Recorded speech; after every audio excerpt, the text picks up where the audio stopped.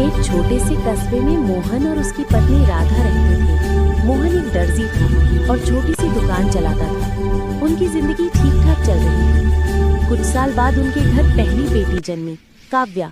राधा बहुत खुश थी, लेकिन मोहन के दिल में बेटे की चाहत छिपी थी। 2 साल बाद जब दूसरी बेटी हुई, आर्या, तो मोहन का मन भारी हो गया। आसपास के लोग ताने देने लगे, 2 बेटियां, अब तो और मुश्किल बढ़ेगी। सास भी घर में तंज कसने लगी। धीरे धीरे मोहन कम बोलने लगा।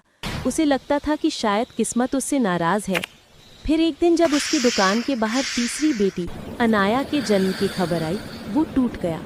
दुकान बंद की और मंदिर की सीढ़ियों पर जाकर चुपचाप बैठ गया।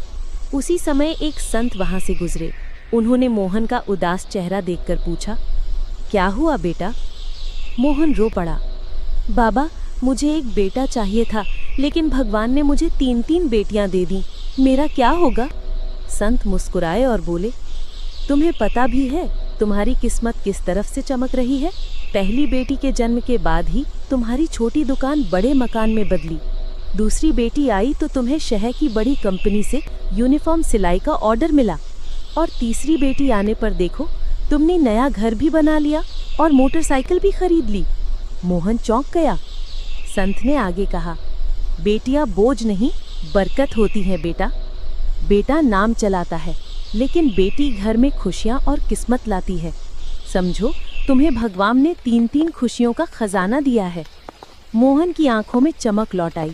वो घर पहुंचा और अपनी 3 बेटियों को गले लगा लिया। उस दिन पहली बार उसे एहसास हुआ कि भगवान की सबसे खूबसूरत नेमत होती है बेटियां। लाइक एंड सब्सक्राइब करें।